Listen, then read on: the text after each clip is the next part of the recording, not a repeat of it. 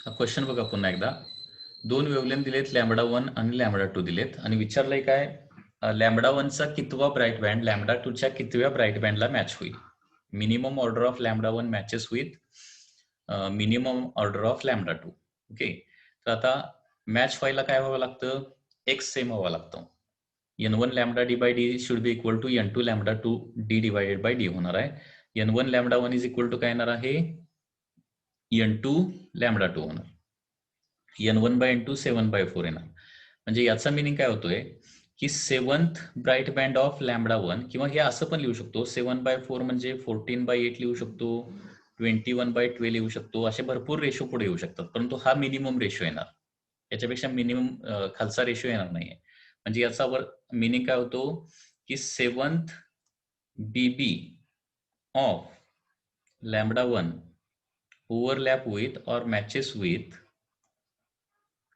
4th BB of lambda 2, या पद्धतीने होणार आहे. आता याच्यामध्ये समजा असं विचारलं की पहिल्याचा कितवा ब्राईट बँड दुसऱ्याच्या कितव्या डार्क बँड बरोबर मॅच होऊ शकेल. ओके, मिनिमम असं पण होऊ शकेल. पहिल्याचा कितवा बीबी दुसऱ्याच्या कितव्या डीबी बरोबर मॅच होणार आहे. मग त्या केसमध्ये काय करावं लागेल, फाइंड, असा क्वेश्चन आला, find minimum order of dB dark band of lambda 1 matches with और ओव्हरलॅप विथ मिनिमम ऑर्डर म्हणजे नंबर बीबी ऑफ लॅम्बडा 2. म्हणजे पहिल्याचा कितवा डार्क बँड दुसऱ्याच्या कितव्या ब्राईट बँडला मॅच होऊ शकेल मिनिमम, लक्षात घ्या. तर लेफ्ट हँड साईडला आता काय करावं लागेल, 2 डार्क बँड म्हटलं की 2n-1/2 हे तुम्हाला पाठ पाहिजे. 2n1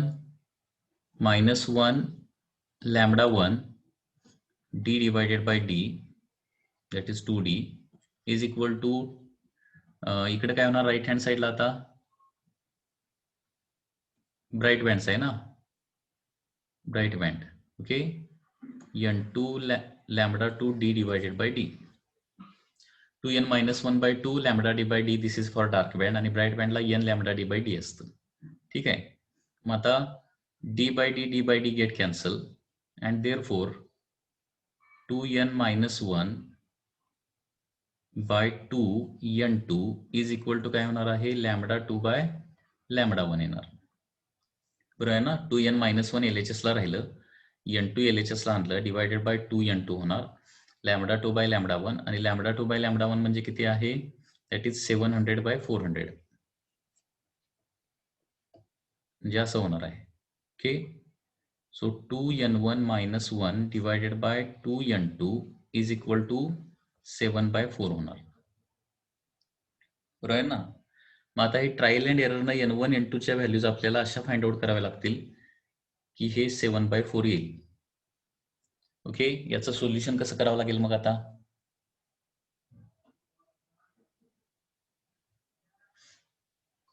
सेवन बाय 4 हे n1/n2चा रेशो आपल्याला फायनली यायला पाहिजे. हे ट्रायल अँड एररनं दिलेल्या ऑप्शनमध्ये हा प्रॉब्लेम जो आहे तो आता ट्रायल अँड एररनं सोडवावा लागेल, आणि त्याच्यासाठी ऑप्शन्स आपल्याकडे अवेलेबल असावे लागतील.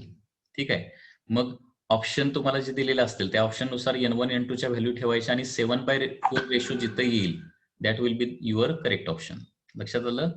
काय करायचं, इथं फक्त ऑप्शन वरूनच आता हे सॉल्व्ह करता येईल, नाहीतर आता हे ट्राय करत बसावं लागेल, नाहीतर हे ऑप्शन वरूनच हा प्रॉब्लेम पुढे सॉल्व्ह करता येणार आहे. सो ऑप्शन मध्ये 5th or DB is matches with 3rd BB of lambda 2 असे ऑप्शन्स दिलेले असतात ना. मग n1 आणि n2च्या व्हॅल्यू प्लेस करा, आणि n1 n2च्या व्हॅल्यू प्लेस करून ज्याचा रेशो 7/4 येईल that will be your correct option. हे असं सोडवावं लागणार आहे.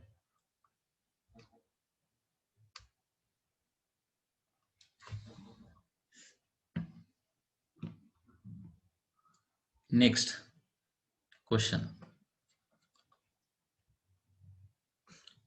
काय बघा, if separation between two sources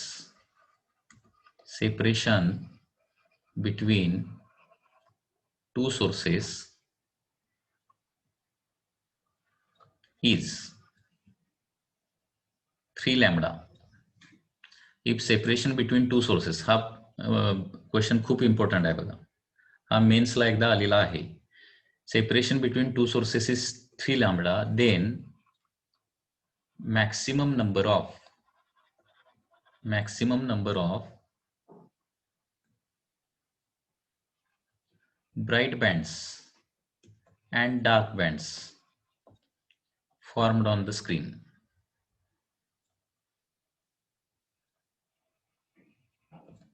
okay, म्हणजे काय दिलंय बघा, सेपरेशन बिटवीन टू सोर्सेस म्हणजे स्मॉल डी दिलंय तुम्हाला. स्मॉल डी किती आहे? 3 लॅम्बडा आहे. तर त्या YDSCच्या स्क्रीनवर जास्तीत जास्त किती ब्राईट बँड आणि किती डार्क बँड तयार होतील, असा क्वेश्चन आहे. तर हा खूप इम्पॉर्टंट क्वेश्चन आहे, लक्षात घ्या. तर आता in YDSC, in Young's double slit experiment, path डिफरन्सचा फॉर्म्युला काय असतो?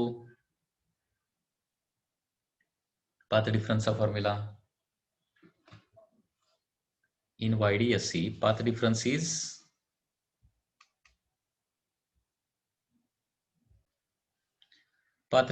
delta x is equal to, आता इथं फॉर्म्युला वापरायचा आहे d sin theta. d sin theta चा फॉर्म्युला वापरायचा आहे पाथ डिफरन्सचा. ठीक आहे.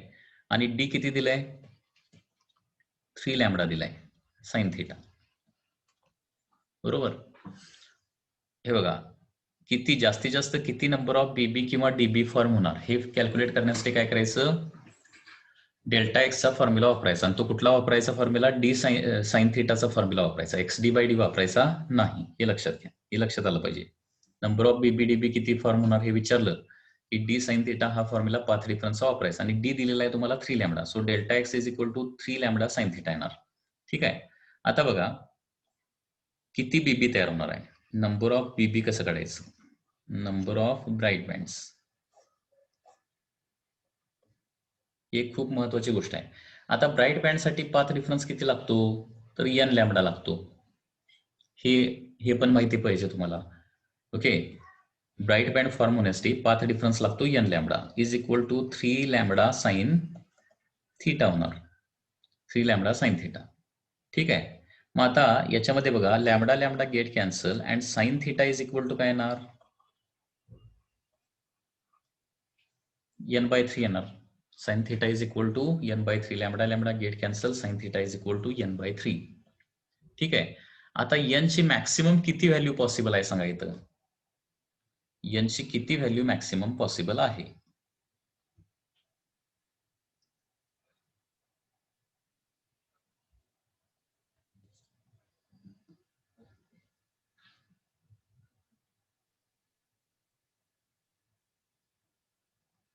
n ची मॅक्सिमम पॉसिबल व्हॅल्यू किती आहे? 3 आहे.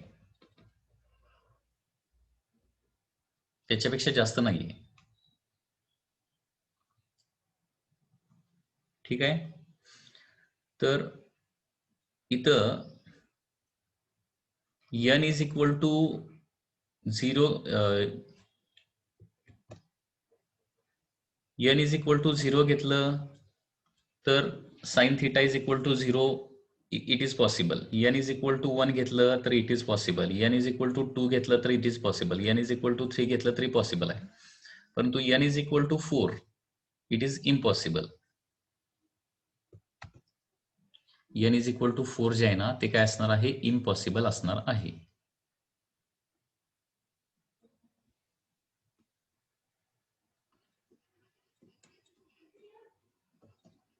n is equal to 4 impossible का? कारण n इज इक्वल टू 4 ठेवलं तर sine theta is equal to 4/3 येणार, म्हणजे 1 पॉईंट समथिंग येणार. आणि साइन थिटाची व्हॅल्यू कधीही ग्रेटर दॅन 1 नसते. साइन थिटाची व्हॅल्यू कधीही ग्रेटर दॅन 1 नसते. ठीक आहे. आणि त्याच्यामुळं इथं बघा, number of bright bands, maximum number of bright band, okay, formed on the screen, maximum number of bright band on the screen will be equal to, answer येणार आहे 7. आता हे 7 आन्सर कसं काय हे पण अंडरस्टँड करण्याचा पार्ट आहे. n इज इक्वल टू 0 म्हणजे CBB असणार, central bright band. n is equal to 1 म्हणजे first bright band. n is equal to 2 म्हणजे सेकंड ब्राईट बँड. ओके. आणि n is equal to 3, n is equal to 3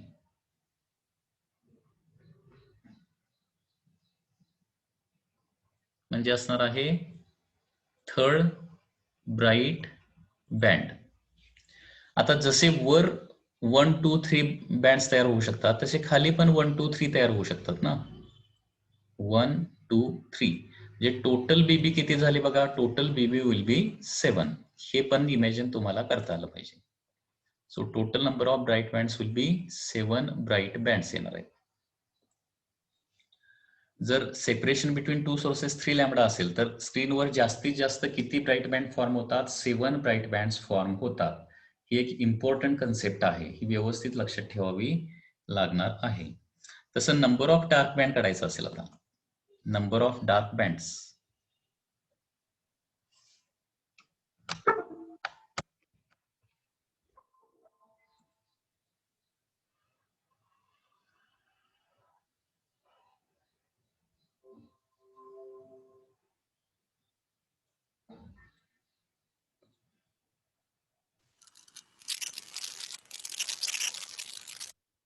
number of dark bands find out करायचं असेल,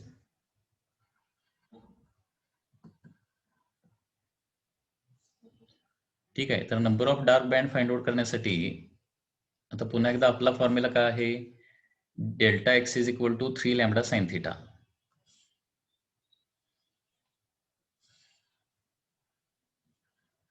आता delta x काय असतं, 2n-1/2 lambda असतं dark बँडला. हे पाठ पाहिजे.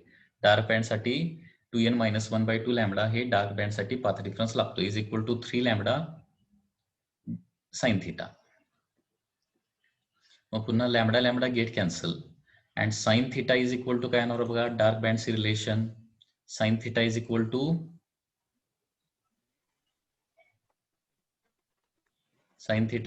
काय येणार, 2n-1 डिवायडेड बाय 6 येणार. 2n-1 divided by 6 that is sine theta. Okay. मग आता या ठिकाणी 2n-1 डिवायडेड बाय 6 जर येत असेल तर nच्या पुन्हा किती पॉसिबल व्हॅल्यूज आहेत बघा. n इज इक्वल टू 0 ठेवलं तर मायनस मध्ये काय घ्यायचे नाही value. Okay. n is equal to 1 possible आहे.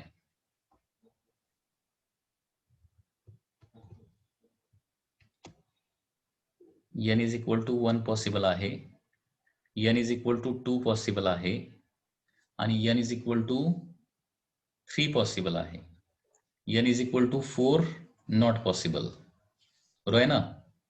n is equal to 1 possible, 2 possible, 3 possible, n is equal to 4 possible नाहीये.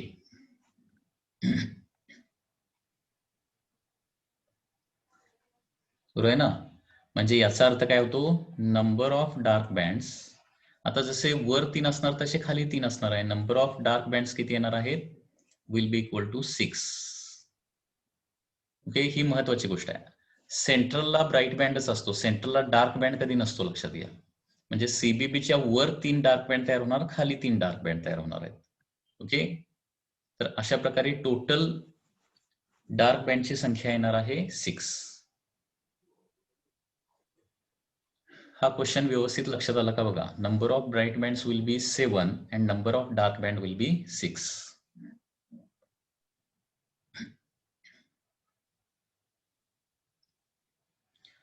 So any doubt in this case, काय डाऊट असला तर विचारा याच्यामध्ये. थोडक्यात हे असं लक्षात ठेवा, n चे 0 सोडून बाकीचे किती व्हॅल्यू येतात बघा. आता ब्राईट बँड साठी 0 सोडून किती व्हॅल्यू येतात, 1, 2, 3 व्हॅल्यूज येतात.